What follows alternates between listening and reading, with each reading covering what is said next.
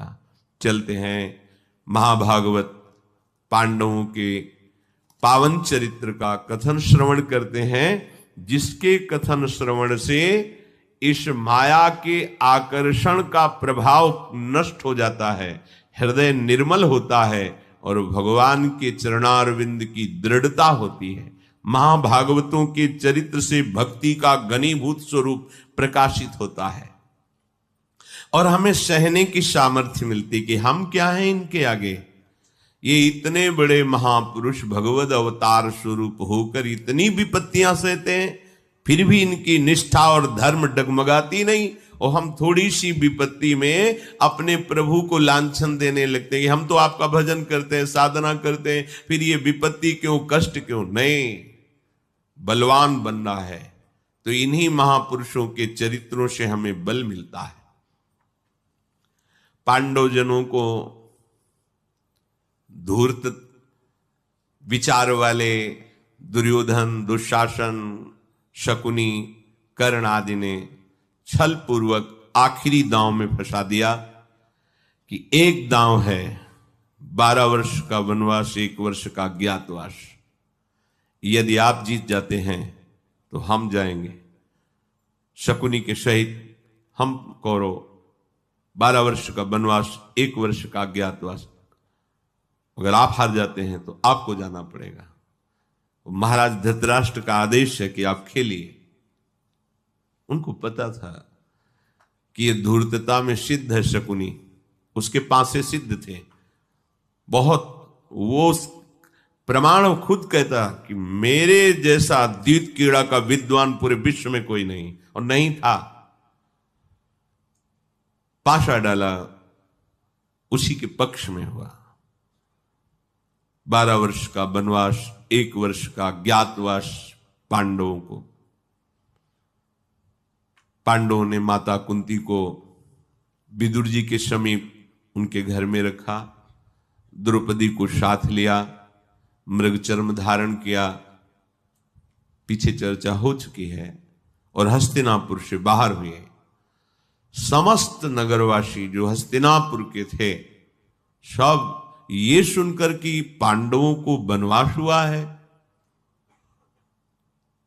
एकत्रित हो गए। मार्ग में घेर लिया लाखों लोगों ने और रोना प्रारंभ किया। हस्तिनापुर में पापाचरण बढ़ रहा है। उसी में भीष्म, विदुर, द्रोण, कृपाचार्य ये सब हैं, पर कोई उस पापाचरण को रोक नहीं पाया। हमारा समस्त कुल, हमारा धर्म अब सुरक्षित नहीं है। जहां ऐसे धर्मात्मा धर्मराज को वनवास दिया जा रहा है, वहां हम नहीं रह सकते। जहां पापात्मा दुर्योधन, निर्लज्ज दुशासन, कपटी शकुनी ऐसे की सम्मति से राज्य शासन हो रहा है, वहां हमारी प्रजा कैसे सुरक्षित रह सकती है। पापियों के साथ रहने से पापियों की ही गति प्राप्त होती है। पापाचारियों का मित्र भाव स्वीकार करना जीवन को नरक में पहुंचाना है। हर चरित्र में शिक्षा है। महाराज युधिष्ठिर से हस्तिनापुर के इंद्रप्रस्थ नगर के सब प्रजाजन कह रहे हैं, पापाचारियों का संग पापाचारियों की गति को ही प्राप्त कराता है। हम लोग आपकी आज्ञा से अपने धर्म और आचार का पालन कर रहे थे। अब जब आप जा रहे हैं तो ऐसे पापियों के शासन में हम नहीं जीना चाहते। जहां का राजा धृतराष्ट्र है जो अपने पुत्र मोह से ग्रसित है, जहां का कार्यभार दुर्योधन संभाल रहा है, वो नहीं के बराबर है, अर्थात सर्वनाश निश्चित है। हम सब वहीं चलेंगे जहां हमारे पांडव महाराज युधिष्ठिर रहेंगे।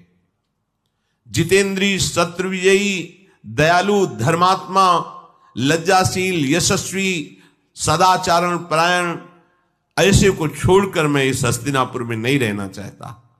सब पुरवासी पांडवों को घेर लिया और हाथ जोड़ करके बोले, आप लोगों का परम कल्याण हो। आप जैसी परिस्थिति में रहेंगे वैसे हम भी रहेंगे। हम आपको नहीं छोड़ सकते। पुण्यात्मा साधु पुरुषों का यदि संग किया जाए तो बिना साधना के ही परम पद की प्राप्ति हो जाती है। पापाचारियों का संग निश्चित दुर्गति, और यदि पुण्यात्मा साधु पुरुषों का संग किया जाए तो निश्चित परम कल्याण, परम पद की प्राप्ति हो जाती है। हमें बचा लो पापी जनों के संग से महाराज युधिष्ठिर, हम हस्तिनापुर में नहीं रहना चाहते। यदि पापाचारियों का दर्शन हो और उनका संभाषण हो और कहीं उनका स्पर्श प्राप्त हो जाए तो समस्त पुण्यों का नाश हो जाता है और बुद्धि भ्रष्ट हो जाती है। वो कैसे सुखी रह सकता है? नीच पुरुषों का संग करने से बुद्धि जैसी नष्ट होती है वैसी और किसी में नहीं। यदि मध्यम पुरुषों का संग किया जाए तो बुद्धि उन्नतिशील नहीं होती, पर अगर श्रेष्ठ पुरुषों का संग किया जाए तो उत्तरोत्तर बुद्धि बढ़ती हुई भगवान में स्थित हो जाती है। इसलिए हम आपसे प्रार्थना करते हैं कि आप जहां वनवास में रहेंगे वही हम रहेंगे। युधिष्ठिर जी ने हाथ जोड़ा और कहा, आपके विचार धर्म युक्त हैं, हम धन्य हैं कि हमारी ऐसी प्रजा है। आप प्रजावर्ग हमें इतना प्रेम करते हैं और इतना धर्म से प्रेम करते हैं, हमें बहुत सुख हुआ आपकी वाणी सुनकर। पर हम आपसे हाथ जोड़कर निवेदन करते हैं कि इस समय हम आपकी सेवा करने में असमर्थ हैं। हमारे ही खाने का ठिकाना नहीं, फिर हम आपको भोजन कहां से पवा पाएंगे? आप लौट जाइए। आप लोग बहुत दूर आ गए हैं। अगर आप मुझे अपना मानते हैं तो मैं अपनी शपथ दिला के कहता हूं कि आप वापस चले जाइए और इंतजार कीजिए। 13 वर्ष पूर्ण होने के बाद हम आपके दर्शन करेंगे और आपकी सेवा करेंगे। धर्मराज के द्वारा इस प्रकार शपथ पूर्वक अनुरोध किए जाने पर सब प्रजाजन हाहाकार करने लगे, हा महाराज, हम आपके बिना कैसे जीवित रहेंगे? किंतु महाराज युधिष्ठिर की आज्ञा टालने में कोई समर्थ नहीं था। सबने सिर उधार किया और पांडवों को दाहिने करते हुए नगर को वापस आ गए। पूर्ववासियों के लौट जाने पर पांडवगण गंगा जी का किनारा पकड़ा और फिर प्रमाण कोटि नामक महान वट के समीप गए। संध्या होते होते उस विशाल वन में वट वृक्ष के नीचे पहुंचकर पांडवों ने वहां सरोवर में आचमन आदि किया, जल पिया और फिर वहां रात व्यतीत की। दुख से पीड़ित हुए पांचों पांडव रात में केवल जल पीकर ही रहे। सहस्त्रों ब्रह्म ऋषि उनके साथ थे, जो पांडवों के प्रेम के कारण जब ये सुना कि पांडवों को वनवास हुआ है तो दूर दूर से हजारों ब्रह्म ऋषि पधारे। ये खास बात है। सुत दारा धन लक्ष्मी तो पापियों के घर होए। ये जो ऋषि जन आए ना, ये सबसे बड़ी बात है। साधु समागम, हरि कथा, तुलसी दुर्लभ दूर। महाराज युधिष्ठिर को क्या मिल रहा है? अलग अलग गुफाओं में, पहाड़ों में, वनों में जो तपस्या करने वाले ब्रह्म ऋषि जब सुना कि धर्मराज युधिष्ठिर को छल से जुए में हरा दिया गया और 12 वर्ष का वनवास, 1 वर्ष का अज्ञातवास, तो सहस्त्रों जगह से ऋषि मुनि एकत्रित होकर महाराज युधिष्ठिर के संग चल दिए। कोई अग्निहोत्री ऋषि है, कोई निरग्नि है, वेदों का स्वाध्याय करने वाले दिव्य ऋषियों से घिरे हुए महाराज युधिष्ठिर की बड़ी शोभा हो रही, जैसे वेदों से घिरे हुए साक्षात ब्रह्मा जी। अब संध्याकालीन नैसर्गिक शोभा से रमणीय वन, पर वो बड़ा भयावना था। सब ऋषिजनों ने मंत्रानुष्ठान कर रहे, मध्य में पांडव विराजमान हैं। जब रात बीती, प्रातः काल भगवान सूर्य प्रकट हुए, सबने संध्या वंदन आदि किया। आगे पांडव बढ़ना चाहते थे, सब ऋषि साथ हो गए। महाराज युधिष्ठिर ने कहा, आप सबसे प्रार्थना है, आप सब जानते हैं हमारा राज्य, हमारी लक्ष्मी सर्वस्व अपहरण कर लिया गया है। हम आप सबके लिए फल मूल का भी आहार नहीं संग्रह कर पाएंगे शास्त्रों की संख्या में। बस आप लोगों को दुखी या कष्ट युक्त देख करके हम और कष्ट पाएंगे, इसलिए हमें आप कृपा करके छोड़ दीजिए और आप सब अपने अपने आश्रमों में जाकर सुखपूर्वक रहिए। ऋषियों ने कहा आपकी जो गति होगी वो गति हम भी प्राप्त करेंगे। हम वनवासी हैं, कोई महलों में नहीं रहे कि हमें कष्ट होगा, और हम धर्म पर दृष्टि रखने वाले हैं और तुम धर्मात्मा हो, इसलिए तुम ये कभी मत कहो कि हमसे दूर चले जाओ।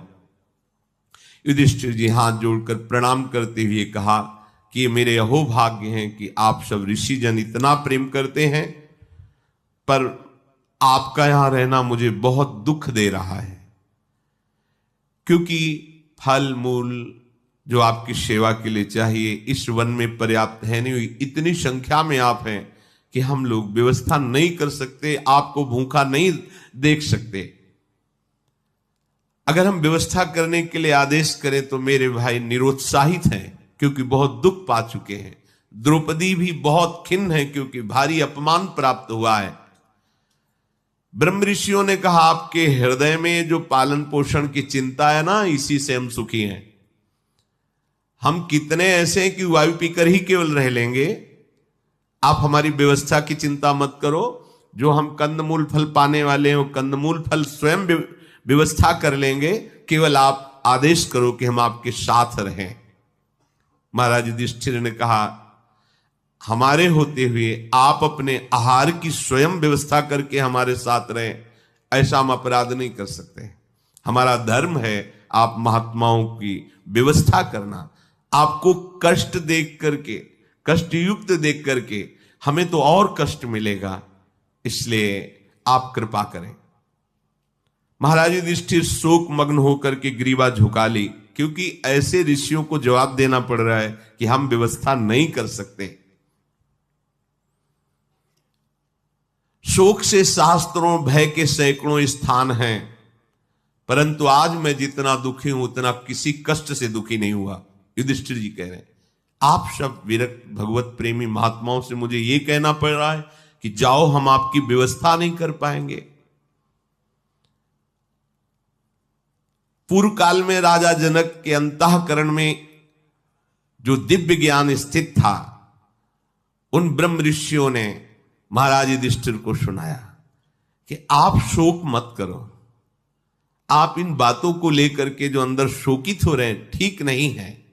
देखो, मनोदेह समुत्थाभ्याम दुखाभ्याम अर्दितम जगत तयोर्व्यास समासाभ्याम समोपाय मिमम शृणु।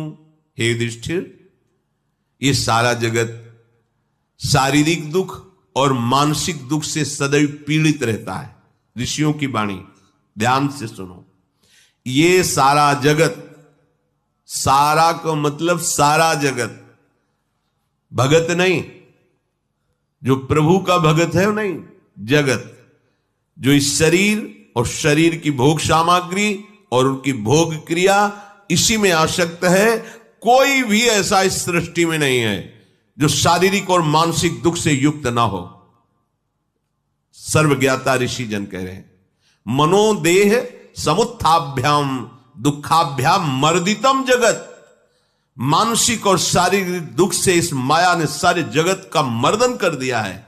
कोई ऐसा नहीं है कि शारीरिक दुख नहीं, मानसिक दुख नहीं, वो वही है जिसका सा वही मन कृष्ण पदारविंदे हो, जो सुख समुद्र भगवान के चरणों में अपने मन को लगाकर देह को समर्पित कर दिया है, वो निर्भय निश्चिंत निशोक हो गया है।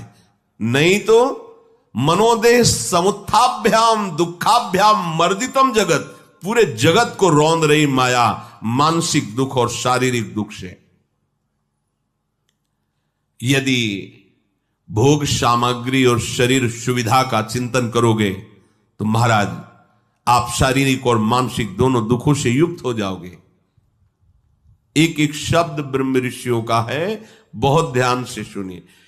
हमें रहना है जगत में, हमें व्यापार नौकरी जो मिली करना है, खान पान परिवार सेवन करना है, पर यह हमारा जीवन नहीं है। ये करते हुए अपने जीवन के लक्ष्य को देखना है।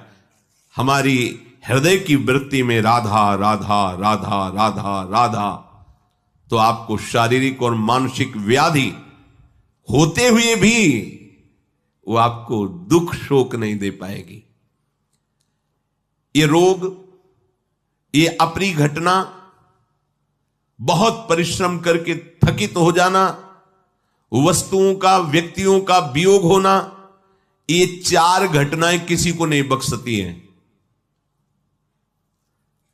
व्याधे रनिष्ठ संस्पर्शात क्षमादृष्टो विवर्जनात् दुखम चतुर्भी शारीरम कारणै संप्रवर्तते। ये 4 बातें किसी को नहीं बख्शती हैं। रोग बड़े बड़े महापुरुषों को भी हुआ है। भाई जी की महाराज के उदर में कैंसर था, भयंकर पीड़ा। रामकृष्ण परमहंस जी के गले में कैंसर था, भयंकर पीड़ा। बड़े बड़े महापुरुषों के जीवन में देखा गया बड़ी बड़ी व्याधियां। अप्रिय घटना, पहला है रोग, दूसरा अप्रिय घटना की प्राप्ति, और तीसरा परिश्रम से थकित होकर होना, और चौथा है प्रिय वस्तु और व्यक्ति का वियोग होना। ये 4 बातें सबको प्राप्त होती हैं। अगर इन 4 का प्रतिकार करना कोई चाहता है, बहुत ध्यान से सुनना, तदा तत्प्रतिकाराच सततम चाविन चिंतनात् आधि व्याधि प्रशमनम क्रियायोग द्वयेन तु। यदि इन 4 के आगमन सबके ऊपर होगा इनका, लेकिन यदि बचना चाहते हो तो इनका चिंतन ना होने पावे, ये खास बात है। व्याधि अर्थात रोग भी होगा और अप्रिय घटनाएं भी जीवन में आएंगी, विपत्ति, संकट, अपमान, प्रतिकूलता, हार, परास्त होना, यह भी आएगा। बहुत कभी कभी श्रम से थकित हो जाना पड़ेगा और प्रिय वस्तु और व्यक्तियों का वियोग होगा सबके होता है। देखो कहां करुणा में भगवान और कहां बिना पादुका के वनवास, थकित श्रमित हो जाते हैं प्रभु चलते चलते। कहां सुकोमल जानकी जी जो महलों में जहां सुंदर कोमल कोमल गद्दे बिछे हुए हैं, उसके ऊपर पुष्पों के पावड़े पड़े हैं। जनक नंदिनी चक्रवर्ती सम्राट महाराज दशरथ जी की बहू हैं, भगवान की प्रिया हैं, नंगे पैर दंडकारण्य आदि वनों में विहरण करना। बड़े कोई भी भगवान ने भी अवतार लिया तो ये सब प्रिय का वियोग, चाहे वस्तु हो व्यक्ति हो, और भारी संकट विपत्ति का आगमन, शरीर रोग से ग्रसित हो जाना और शरीर का श्रमित होकर के बेहाल हो जाना, ये सब इस संसार में 4 बातें प्राप्त होती है। लेकिन इन 4 का प्रतिकार करने का एक उपाय है, इनका चिंतन न बने। कैसे चिंतन? एक एक चित्तवृत्ति यदि भगवान के चिंतन में लगी है, बच जाओगे। इनका प्रभाव आपको प्रभावित नहीं कर पाए। एक ही उपाय है, भगवत चिंतन। भगवत चिंतन है तो ऐसे सब निकलता चला जाएगा और आप परमानंद में डूब जाएंगे। यही बलराम ब्रजवासी ने एक बार बताया था कि उनके परिचय के पड़ोस में रहते, पर उनके गुरुजी ने उनको नियम दिया था भजन का, इतना भजन करना ही है। बड़े भाग्यशाली होते हैं जो गुरु प्रदत्त नियम पर दृढ़ रहते हैं। 2-4 दिन माला घुमाई फिर मनमानी शुरू हो जाता है। गुरु प्रदत्त नियम आजीवन प्राणपण से निर्वाह करना चाहिए। तो प्रातः काल से वो अपने गुरु का नियम जप का कर रहे थे और उनका पुत्र कहीं बाहर गया हुआ था, तो रास्ते में किसी हेतु से उसके प्राण निकल गए। सूचना ही वो जप में बैठे थे कि आपका पुत्र पधार गया, मथुरा मार्ग में ही उसका शव है। तो उन्होंने आचमन किया और कहा अगर आप कर सकते हो तो उसको उठा के लाइए और इस श्मशान तक ले जाइए, हमारा जब पूरा हो जाएगा तो हम आ जाएंगे। एकदम जैसे कोई बाहरी क्रिया हो, अच्छा पुत्र मर गया, मारा छोड़ दिया, चल। चिंतन जो होना था जितने समय के लिए आया होता है, अब वो अपनी नियम निष्ठा पर, जिस श्रीवास के घर में कीर्तन हो रहा है चुप, दोबारा आवाज नहीं, महाप्रभु कीर्तन कर रहे हैं, करने दो। जैसे नरसिंह मेहता का पुत्र, वो बोले बड़ी कृपा की गोविंद ने, अपनी वस्तु स्वीकार कर ली, अब और निर्विघ्न भजन होगा। कोई भी आधि व्याधि विपत्ति ये तभी प्रभाव करती जब हम उधर चिंतन करते हैं। इसलिए भगवान आदेश करते हैं अनन्यस चिंतयन्तो माम, मेरा केवल चिंतन करो। ये बड़ी खास बात है। मतिमन्तो हृतो वैद्याः शमं प्रागेव कुर्वते मानसस्य प्रियाख्याने संभोगोपनयैर्नृणाम्। बुद्धिमान पुरुष को चाहिए कि बोलते हुए, हितकर क्रियाएं करते हुए, पर मन को प्रभु में लगा दे तो वो समस्त दुखों से बच जाएगा। बहुत बढ़िया बात है। भारी से भारी विपत्ति, संकट, दुख ये आपको तभी व्यापते हैं जब आपका मन उसमें आसक्त होता है। देखो, शरीर के किसी भी अंग में ऑपरेशन होता है और मन को बेहोश कर दिया जाए या त्वगेंद्री को उस जगह शून्य कर दिया जाए, त्वगेंद्री अपना काम ना कर पावे, तो आपको जागते हुए भी वहां चीरा लगेगा तो आपको पता नहीं चलेगा क्या हुआ। उतनी जगह को स्पर्श करने वाली त्वगेंद्री को शून्य कर दिया गया, अब वहां चेतना रहित कर दिया गया, अब वो ऑपरेशन हो रहा। या मन को बेहोश कर दिया गया, खूब ऑपरेशन करो, सारा दुख मन का। ऐसे आंख स्विच हो तो देखो कितना कष्ट होता है, लेकिन बड़े बड़े ऑपरेशन हो जाते हैं, मन बेहोश हो गया, अर्थात मन इस समय चेतना में युक्त नहीं है। अगर वही मन प्रभु के चरणारविंद में लगा हुआ है तो कोई भी भयानक से भयानक विपत्ति, दुख, रोग या प्रिय वस्तु का दूर होना, प्रिय व्यक्ति का दूर होना, वो कष्ट नहीं देगा।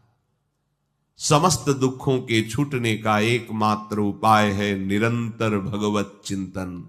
भगवत चिंतन, देखो महाराज युधिष्ठिर को ब्रह्म ऋषि जन उपदेश कर रहे हैं, क्योंकि कोई भी दुख जो शरीर में होता है वो मन के कारण लगता है।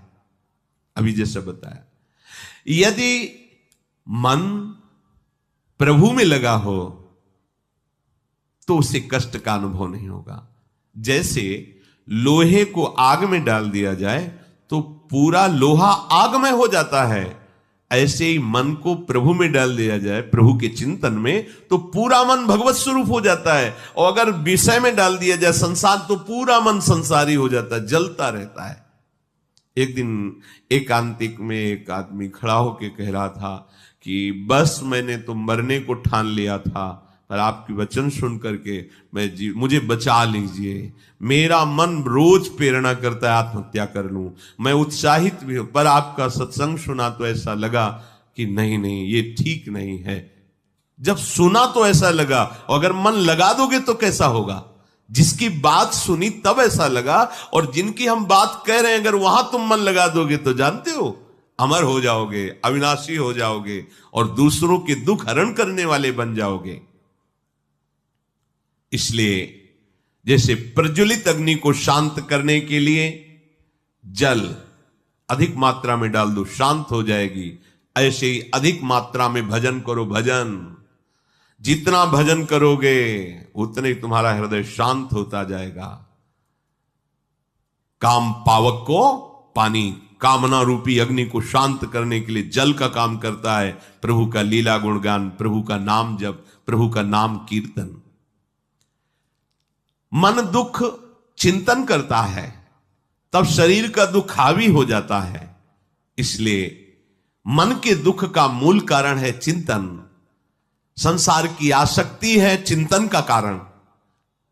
शरीर दुख का मूल कारण मन, मन के दुख का मूल कारण उसका चिंतन, चिंतन के मूल कारण आसक्ति, स्नेह, संबंध।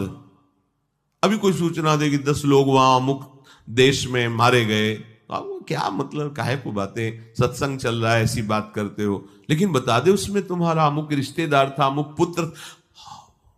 अब नहीं सत्संग सुहाई देगा, क्योंकि स्नेह हमारा उससे, हमारी आसक्ति है, हमारा संबंध है। बड़ी सुंदर बात है।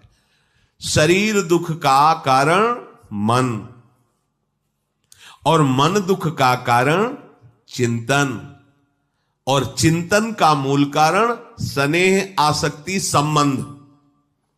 अगर यही स्नेह, यही आसक्ति, यही संबंध प्रियालाल से हो जाए तो जड़ ही खत्म हो गई, दुख की जड़ खत्म हो गई। दुख की जड़ क्या है? स्नेह, आसक्ति, संबंध। और सुख की जड़ क्या है? स्नेह, संबंध, आसक्ति। यही जब संसार की तरफ लगी तो दुख का मूल हो गया, और यही जब प्रभु की तरफ लगी तो सुख का मूल हो गया। दुख का मूल कारण आसक्ति। इसी से हर्ष होता है। हमारे लड़के का ब्याह हो रहा है, हमको इतने रुपए मिल गए हैं, हमें अमुक पद मिल गया, हर्ष होता है। और हर्ष का प्रत्येक परिणाम, प्रत्येक हर्ष का परिणाम शोक, क्योंकि ये द्वंद्व है। जैसे रात और दिन, तो प्रत्येक रात्रि का परिणाम दिन है, प्रत्येक दिन का परिणाम रात्रि है, आएगी आएगी। ऐसे ही हर्षित मत हो। पद में, प्रतिष्ठा में, संपत्ति में, व्यक्ति में जो आपको प्राप्ति पर हर्ष होता है तो शोक भोगना पड़ेगा। इन सब की प्राप्ति आसक्ति के कारण होती है। आसक्ति में विषयों के प्रति इतनी प्रियता हो जाती है, व्यक्तियों के प्रति इतनी प्रियता हो जाती है कि ऐसा लगता है मैं इनके बिना जी नहीं सकता। यही सबसे बड़ी माया का बंधन है। बहुत सुंदर बात है। हमें किसी ने बांधा नहीं, हमने अपने आप को बंधा है। हम आपके बिना जी नहीं सकते, हम इस वस्तु के बिना नहीं जी सकते, आदि आदि। अरे अहो भाग्य है जब आप बोलो हम प्रियालाल के भजन के बिना नहीं जी सकते। ये कहां बोला जाता है? अब हम जी नहीं सकते प्रियाजू के बिना, अब हम वृंदावन के बिना जी नहीं सकते। खंड खंड हो जाए तन, अंग अंग सत टूक, वृंदावन ने छाड़ियो छाड़ियो है बड़ी ये आसक्ति। अब कुछ भी हो जाए प्रियालाल का विस्मरण नहीं होने देंगे। जैसे खोखले में लगी हुई आग संपूर्ण वृक्ष को जलाकर भस्म कर देती है, इसी प्रकार हृदय में विषयों का चिंतन संपूर्ण जीवन को नष्ट कर देता है। बड़ी अमृतमयी बात। जैसे वृक्ष के खोखले में आग लग गई तो पूरा वृक्ष भस्म हो जाता है, ऐसे हृदय में, खोखला शब्द इसलिए कहा गया कि वो बीच में होता है, ऐसे ही हृदय में जब तुम विषय चिंतन करते हो, भगवत चिंतन बिल्कुल नहीं करते तो सर्वनाश हो जाता है। वो जलाकर राख कर देता है तुम्हारे सुकृतों के, तुम्हारे सुख को, शांति को। और सब इसी में लगे हैं, चाहते हैं सुख, शांति, आनंद, पर करते वही है जिससे आनंद नष्ट हो जाए, सुख नष्ट हो जाए, शांति नष्ट हो जाए। कैसी मूढ़ता छा गई है। विषयों के प्राप्त ना होने पर अपने को त्यागी कहना त्याग नहीं कहलाता। ब्रह्म ऋषि जन उपदेश कर रहे हैं युधिष्ठिर को। अब आपके पास वो विषय है ही नहीं और आप अपने को त्यागी कहते हैं तो त्याग नहीं है। जब विषयों की बाहुल्यता हो और उसके भोगने की इच्छा ना हो तो उसे त्याग कहते हैं, उसी को वैराग्य कहते हैं। किसी के प्रति, चाहे वो वस्तु हो, व्यक्ति हो, स्थान हो, तनिक भी राग न रह जाना, ये बंधन मुक्त पुरुष का लक्षण है। किसी भी विषय में प्रीता नहीं, किसी भी व्यक्ति में प्रीता नहीं, किसी में पद में, प्रतिष्ठा आदि में प्रियता नहीं, तो वो जीवन मुक्त है, जीते हुए जीवन मुक्त हो चुका है। इसलिए धन को, व्यवस्था को, मित्रों के स्नेह को आप सुख मत समझिए महाराज। अपने शरीर में आसक्ति या दूसरे शरीर में आसक्ति, इस आसक्ति का ही नाश करना मनुष्य जीवन का परम कर्तव्य है। हम लोगों ने क्या पाल रखा है, जितनी आसक्ति बढ़ा लो उतने सुखी हो जाओगे। महापुरुष जन ने क्या अनुभव किया, इस शरीर की आसक्ति को और इस शरीर संबंधियों की आसक्ति को मिटाना इस मनुष्य जन्म का परम कर्तव्य है। आसक्ति मिट गई, मुरारी पादार्पित चित्तवृत्ति, परमानंद में निमग्न हो जाओगे। इस आसक्ति को मिटाने के लिए ज्ञानी महात्माओं का संग, योग युक्त आचरण, शास्त्र का स्वाध्याय और मन को कभी खाली न रहने देना, खाली रहने दोगे, शैतान है पटक देगा।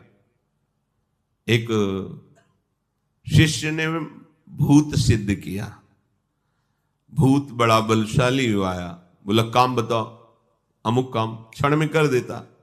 उसने कहा काम अगर नहीं बताओगे तो हम तुम्हें उठा के पटक देंगे। और वो अपने गुरुजी के पास गए, बोले महाराज हमने भूत सिद्ध किया, और वो कहता है काम बताओ नहीं तो हम तुम्हें मार देंगे, पटक देंगे। और कितना जो काम बताओ क्षण में कराता है, बड़ा बलवान है।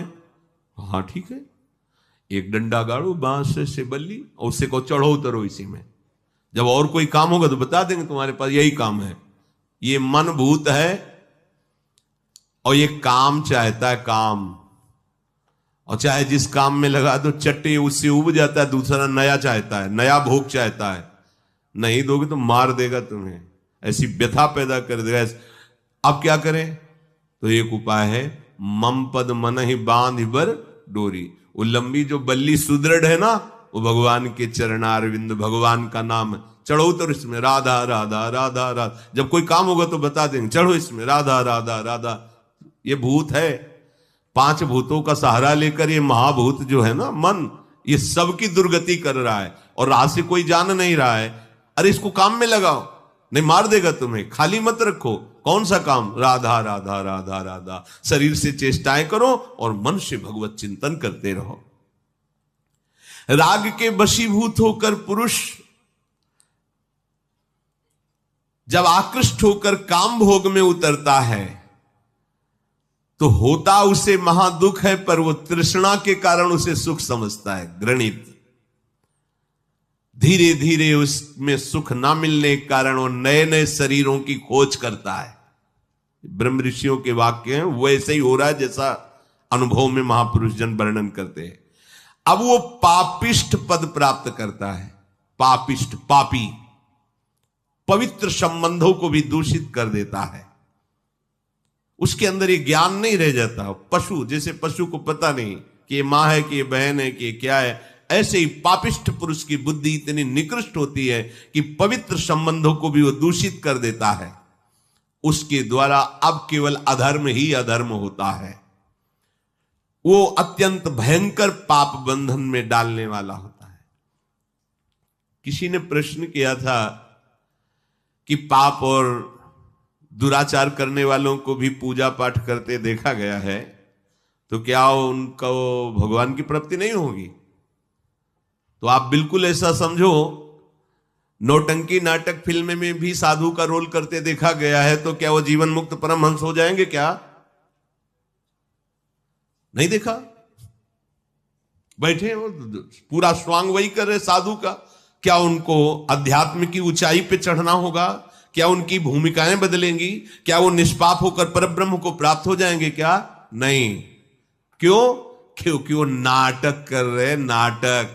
और आप भी नाटक देखने जा रहे हैं। नाटक केवल नाटक, तुम जो कुछ नहीं सार, तो ऐसे ही तुम करो पापाचरण, उसके बाद सजाओ आरती सोने की और चढ़ाओ सोने का छत्र, और इसके बाद बोलो ओम जय जगदीश हरे। तो वो क्या हो रहा है? जैसे एक फिल्म के पर्दे पर नाटक हो रहा है, वैसे ही नाटक हो रहा है। उसे उपासना नहीं मानी जाएगी। उपासना उसे कहते हैं जो भगवान की आज्ञा के अनुसार चलता है। भगवान ने शास्त्रों में यही, वही मेरा सेवक है, वही मेरा प्रिय है जो मेरा अनुशासन माने, मेरी आज्ञा के अनुसार। भगवान की आज्ञा का उल्लंघन करके पापाचरण करो, और उस पापाचरण से कमाए हुए धन से स्वर्ण का मंदिर बना लो, स्वर्ण का सिंहासन बना लो, और खूब वैभव विस्तार सेवा का करो। वो सेवा कैसी होगी हम नहीं कह रहे, भगवान कपिल देव जी कह रहे हैं। आप भागवत उठा के देख लीजिए। कह रहे हे माता, जो बाहर के प्राणियों से द्रोह करता है, अन्य को दुख पहुंचाता है, और मेरे श्री विग्रह की अच्छी अच्छी पदार्थों से सेवा करता है, उसकी सेवा शब्द देखो स्वांग मात्र है, जैसे राख में किया हुआ हवन। तो नाटक में स्वांग ही तो होता है, वो स्वांग ही है। उसे पूजा मत मान लेना। पूजा तभी होगी जब भगवान की आज्ञा के अनुसार तुम्हारा जीवन होगा, धर्म के अनुसार तुम चलोगे। तो ये खोटी बुद्धि वाले मनुष्य पापाचरण त्यागते नहीं हैं। अब ये धीरे धीरे इतने कमजोर हो जाते हैं कि भयानक प्राण नाशक स्थिति आ जाती है। अब तृष्णा और पाप मिलकर उसे नई योनि के लिए फिर वही जीवन, फिर कब तक? इसलिए अनाद्यंता तुषा तृष्णा अंतर्देह गता नृणाम विनाशयति भूतानि अयो निज इवानलः। अब वो जिस योनि में जाता है तो जैसे भीतर आग रखी हो धीरे धीरे बढ़ती चली जाती, जला के राख कर देती है, ऐसे ही तृष्णा भोगों की भयानक पापाचरण में अगला भी, फिर बस यही पुनरपि जननम पुनरपि मरणम पुनरपि जननी जठरे शयनम। जैसे काष्ठ अपने से उत्पन्न हुई आग से जलकर भस्म हो जाता है, उसी प्रकार जिसका मन विषयों का चिंतन करता है, शरीर से मनमानी आचरण होते हैं, वो अपने द्वारा ही अपना सर्वनाश कर लेता है। हे युधिष्ठिर, धनवान मनुष्यों को राजा, जल, अग्नि, चोर, स्वजन सबसे भय बना रहता है, लेकिन जो अपने चित्त को प्रभु में लगा देता है वो सबसे निर्भय हो जाता है। कितने ही मनुष्य अपने जीवन का लक्ष्य केवल अर्थ बना लेते हैं, बस रुपया। कैसी बुद्धि मारी गई है। अरे बावरे, ये अर्थ है, किस काम में आएगा? सो धन धन्य प्रथम गति जाकी, गौ सेवा, साधु सेवा, भगवत सेवा, जन सेवा। कोई गरीब बीमार है उसकी इसमें लगाओ, तुम्हारा जीवन पवित्र हो जाएगा, तुम्हारी बुद्धि पवित्र हो जाएगी, और स्वयं सुंदर सुंदर भोग बना के ठाकुर जी को पाओ। ये जीवन काहे के लिए है? कुछ प्राणी ऐसे होते हैं जिनको अर्थ ही प्रदान हो जाता है, धन। अब वो ना अपने में खर्चा कर सकते हैं, ना वो देवता सेवा में, ना गौ सेवा में, किसी में नहीं। बैंक बैलेंस में कितने हो गए, संख्या में जीते हैं वो, कितने हो गए, इतने, अच्छा अब और आगे, और मरेंगे तो संख्या भी हुई। अच्छा, कोई भोगने वाला भी ले संख्या। अच्छा, ऐसे लोगों के भोगने वाले ऐसे होते हैं जो बहुत बर्बाद करते हैं, व्यर्थ का जीवन। कैसी बुद्धि मारी गई है। अर्थ के द्वारा उनके जीवन में अनर्थ ही अनर्थ रहता है। इसलिए महाराज, आप ऐसा मत सोचें कि आपके पास अर्थ नहीं तो हम ब्रह्म ऋषि दूर हो जाएं। कृपणता, घमंड, अभिमान, भय, उद्वेग, घबराहट और दुर्गति, ये अर्थ प्रधान बुद्धि में प्रकट होते हैं। ब्रह्म ऋषियों ने अनुभव किया कृपणता, ये बड़ी कृपणता प्रकट करता। कोई हिम्मत वाला होता है, अर्थ का सदुपयोग, सो धन धन्य प्रथम गति जाकी। भगवत सेवा में, साधु सेवा में देखो कैसे कैसे भाग्यशाली जन है। 4 घंटे बिहारी जी बैठते फूल बंगला, 10 लाख का, धन्य है उसका जीवन में कमाया धर्म पूर्वक। लाडले ठाकुर 4 घंटे फूल बंगला में बैठे, राधा वल्लभ लाल जी फूल बंगला में बैठे, दर्शन तो कृतार्थता। कोई बीमार है उसकी सेवा में लगा दिया, कोई भूखा है उसको पवा दिया, यही सार्थकता है मनुष्य जीवन की।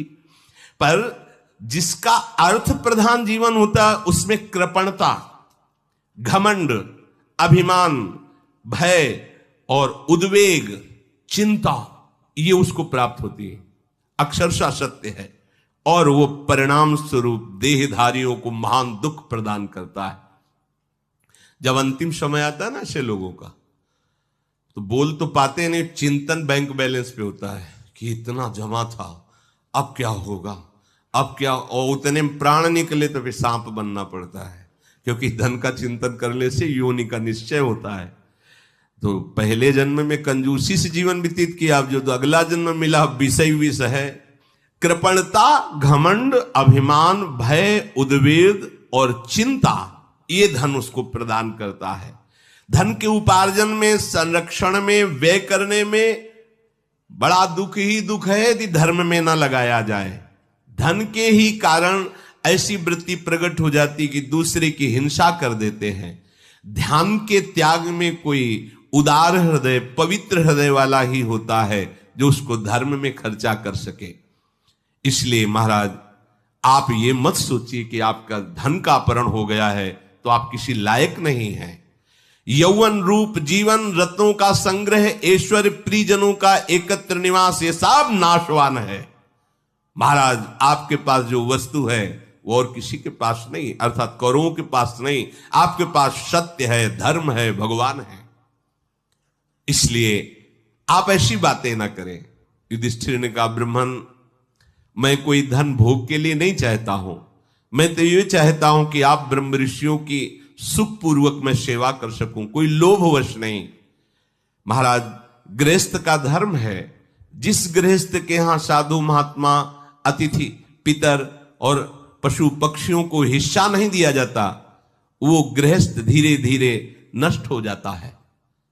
देखो, पूर्व में हमने गांव में भी देखा है, घरों में जैसे पहली रोटी बनी तो गाय के लिए निकाल दी जाती, पहली नहीं दी जाएगी, पहली रोटी गाय के लिए, और फिर जो एक दूसरी रोटी बनी तो उसे कौवा चिड़ियों के लिए छत में फेंका जाता था। फिर जो रोटियां बनी ठाकुर को भोग लगा करके अन्य जीव जो अपने परिवार के जन, उनका भरण पोषण, ये तो नियम होना ही चाहिए। तो गृहस्थ धर्म में महाराज युधिष्ठिर ने कहा कि साधु महात्मा, ये बहुत गंभीर विषय है कि अतिथि सेवा गृहस्थ का प्रधान धर्म है। जो गृहस्थ इन लोगों को हिस्सा नहीं देता, उसका गृहस्थ धर्म धीरे धीरे नष्ट हो जाता है। अतिथि सत्कार करना, संत सेवा करना, गौ सेवा करना, पशु पक्षियों के लिए अन्न निकालना, क्योंकि पाप भी होते हैं गृहस्थ में। अन्न कमाने के समय बहुत से पाप, लाखों जीव मरते हैं, लाखों जीव मरते हैं। हाँ, फावड़ा मारो कितने जीव कट जाते हैं जब खेती किसानी में देखने को मिलता है। तो वो सब निष्पाप हो जाता है जब अतिथि सेवा, बलिवैश्य देवादि अन्य पक्षियों की सेवा। तो महाराज, जब किसी के यहां कोई संत पधारे, अतिथि पधारे, तो एक आसन बैठने के लिए और जल पीने के लिए और मधुर वाणी, इतना तो सबके घर में होता है। बैठिए, बिराजिए, आप जल पिएंगे, आज्ञा कीजिए, क्या सेवा करें। अब इसके बाद भोजन मांगता है तो भोजन दे देते हैं। अब कोई कहता मुझे अर्थ चाहिए, मुझे ये करना है, वो कर, इसमें आप स्वतंत्र हैं, हमारी सामर्थ्य नहीं, हम आपकी ये सेवा नहीं कर। आप भोजन पाना चाहें, नहीं तो फिर आप पधारिए, इसमें कोई आपका अपराध नहीं, कोई अपमान। दूसरी बात, अगर कोई संत महात्मा अतिथि आते हैं, आपको संशय है कि पता नहीं, मन में आ गया कि, तो दरवाजा मत खोलिए। हाँ महाराज, प्रणाम, राधे श्याम, आप जल पिएंगे, आपकी क्या आज्ञा है? हाँ, हम असमर्थ हैं, हमारे घर में कोई है नहीं, इसलिए अभी खोल नहीं सकते और हम ये दे नहीं पाएंगे, राधे श्याम। दबकाने की, अनादर करने की, या आप अंदर हैं ना बोलने की, ऐसी आपके दरवाजे पे आए, हाँ राधे राधे, कैसे आगमन हुआ, हम ये चाहिए, नहीं ऐसा नहीं है, हम आपको 2 रोटी दे सकते हैं, वो भी बाहर से दे सकते हैं, क्योंकि हमारे घर में कोई है नहीं। ऐसा साफ बिल्कुल पवित्र व्यवहार होना चाहिए, पर अतिथि का अपमान नहीं करना चाहिए। चल भग भिखारी, ऐसा नहीं। ना जाने किस भेष में भगवान तुम्हें कृतार्थ करने के लिए आए। पर हम ये नहीं कहते कि आप दरवाजा खोल दीजिए, क्योंकि समय है, छल कपट का भी राज्य है, तो आप सावधान होते हुए अतिथि सेवा करें। जो अपने घर आए हुए किसी साधु को या अतिथि को रोष भरी दृष्टि से देखता है, आ गया ऐसे रोष भरी दृष्टि से देखता है, उसके सुकृत नष्ट हो जाते हैं। अतिथि का वापस जाना पुण्यों का नाश करना है। ये ब्रह्मर्षि जन युधिष्ठिर को जब उपदेश किए, तब युधिष्ठिर जी ये बात उनको कह रहे। और जो अपने घर में साधु महात्मा अतिथि भिक्षु कोई आया है, प्रेम भरी दृष्टि से देखना ही चाहिए, मेरे भगवान हैं इस रूप में। फिर प्रश्न उत्तर, मीठे वचन बोले। 2 बातें तो सबके पास है, राधे श्याम, क्या आज्ञा है, बस इसके आगे आप स्वतंत्र हैं। आपकी इच्छा है दीजिए, आपकी इच्छा नहीं तो आप मत दीजिए, आपकी सामर्थ्य तो दीजिए, आपकी सामर्थ्य नहीं दी, आपको लग रहा है कि नहीं देना चाहिए, मत दीजिए, लेकिन मृदु वचन बोले, नहीं हमारी सामर्थ्य नहीं, या हमारे अंदर प्रेरणा नहीं हो रही, हम नहीं दे सकते आपको, आप पधारिए, बस मृदु वचन। इसके बाद वो कुछ बोलता रहे, आपसे कोई मतलब नहीं। जैसे एक ने प्रार्थना की थी कि हमको किसी ने कहा कि हमें यज्ञ कराने या अमुक कार्य कराए, इतने रुपए दो, नहीं तो हम सांप दे देंगे। ऐसा कहीं भी दान नहीं, बिल्कुल नहीं, बिल्कुल नहीं ऐसा। और देखो, सांप वरदान देने में वो समर्थ होते हैं जिनके पास होता है, और जिनके पास होता है तो ये कभी कर नहीं सकते, ये भी ध्यान रखना। जिनके पास होता है साप वरदान देने की सामर्थ्य, वो ये कभी कभी नहीं कर सकते। मंगवे भलो न बाप सो जो प्रभु राखे टेक। अरे कैसे अनंत ब्रह्मांडों के स्वामी का दास होकर के 10-10 रुपये या कुछ हमें यज्ञ कराना है, हमें दान नहीं। यज्ञ भोक्ता भगवान के लिए मेरा समर्पण ही काफी है। मन बुद्धि चित्त हम को समर्पित कर दिया, इससे बड़ा कोई यज्ञ नहीं। एक होता वस्तुओं से यज्ञ, और हम स्वयं को आहुति बनाकर समर्पित करते हैं, एक एक श्वास भगवान के नाम में अर्पित। अरे ये अलग मार्ग। पर अगर कोई मांगने आया है तो प्यार से व्यवहार करते हुए उसको विदा किया जाए, अतिथि धर्म है। अतिथि को देख करके जो उठकर खड़ा हो जाता है और प्रीति की वाणी बोलता हुआ आदर सत्कार करता है, तो धर्म उसके यहां कभी दरिद्रता नहीं आने देता। ध्यान रखना, उसके यहां कभी दरिद्रता नहीं आ सकती। जो केवल अपने लिए अन्न पकाता है, ना तो किसी देवता को अर्पित करता है, ना प्रभु को भोग लगाता है, ना अतिथि को, तो वो विधि पूर्वक हिंसा करने वाले को जो गति मिलती है, उसको गति मिलती है। जैसे अपने घर में भोजन बना तो सबसे पहला भाव होना चाहिए कि इसे भगवान को भोग लाओ, न जाने कोई संत महात्मा आ जाए। अब आजकल के देखा गया ना ऐसे है, ये नहीं, बहुत सब रसोई पवित्र होना चाहिए। ध्यान रखना, वो रसोई एक यज्ञ है, पता नहीं कौन आ जाए। और एक बार जो घर का मालिक है या घर का मुखिया है, उसको एक बार दरवाजे पे जाना चाहिए भोजन पाने के पहले, देखना चाहिए कोई गाय, कोई कुत्ता आया, कोई संत महात्मा आया, कोई अतिथि, तो ऐसा नहीं देख के फिर प्रणाम कर। ये पद्धति है, इससे कभी दरिद्रता नहीं आएगी। जो हिंसात्मक वृत्ति का फल मिलता है, इनको काटा उनको, वही दंड उसको मिलता है। भगवान ने गीता में कहा जो अपने लिए भोजन बनाता है वो पाप खाता है, भगवान ने भी संकेत किया। तो देखो हम सब भगवान की सृष्टि में इतना तो करो ही, जो भोग बन रहा है वो पहले प्रभु के सामने, बहुत जल्दी है तो दिखाई दो ना कि तुम्हें पवाने की तो श्रद्धा नहीं, पर देख तो लो महाराज, दृष्टि भोग लगा लो, ऐसे दिखा दिया अपना पाओ जाके, इतने में ही राजी हो जाएंगे हमारे प्रभु। और एक रोटी तो निकाल ही दिया करे, छत में जाके डाल दिया, या कहीं ऐसे चिड़िया है, कोई भी कौआ पशु पक्षी पालेगा, भोजन से हिस्सा निकालना चाहिए। कुत्ते को, भूखे को, कौओं को, अन्य जीवों को ये वैश्य देव नामक महान यज्ञ कहा जाता है। यह अनुष्ठान प्रत्येक गृहस्थ को करना चाहिए। गृहस्थ मनुष्य जो अतिथि सेवन करके गऊ का ग्रास निकालकर कौए कुत्ते के लिए अन्य, उसे विघस कहते हैं, वो अमृत के समान भोजन हो जाता है। अतिथि को नेत्र भरी दृष्टि से देखना, मन में प्रसन्नता आना, मधुकर वचन मतलब प्रिय वचन बोलना, और यदि वो सम्माननीय है तो पीछे पीछे 4 कदम चल जाना। ये बहुत, जैसे गुरुजन आए और वो जा रहे हैं तो आपको दरवाजे से निकलकर कुछ कदम उनके साथ जाना, फिर उनकी चरण धूल माथे पे रख के वापस चले आओ। इस प्रकार से उसे अतिथि यज्ञ का फल प्राप्त होता है। तो महाराज, हम कोई अर्थ इसीलिए नहीं चाहते कि भोगों के लिए, हम चाहते हैं कि हमारे पास इतनी व्यवस्थाओं की आप जैसे महात्माओं को पवा सकते हैं। फिर उन ऋषियों ने कहा कि राजन, यदि आपको ऐसी ही आकांक्षा है तो हम एक उपाय आपको बताते हैं। संपूर्ण चराचर का पोषण भगवान सूर्य के द्वारा होता है। हम आपको मंत्र देंगे, स्तोत्र देंगे, आप उसका अनुष्ठान करें तो साक्षात भगवान सूर्य, बहुत बड़ा महिम स्तोत्र है, 108 नाम है, और भगवान व्यास देव जी लिखते हैं कि इससे पवित्र धन की प्राप्ति और संकट निवृत्ति और दरिद्रता का नाश निश्चित हो जाएगा। जो प्रातःकालीन सूर्योदय होने पर स्नान करके, और जैसे जैसे भगवान सूर्योदय हो रहे हैं, वो 108 नाम भगवान सूर्य के हैं, उनका गान करते हुए उन्हें प्रणाम करें, और कुछ समय तक, तो फिर उससे भगवान सूर्य की कृपा से उसकी संकट निवृत्ति, पवित्र अर्थ की प्राप्ति का साधन, और कभी दरिद्रता उसके यहाँ नहीं आएगी। शेष चर्चा आगे। श्री राधा वल्लभ लाल की।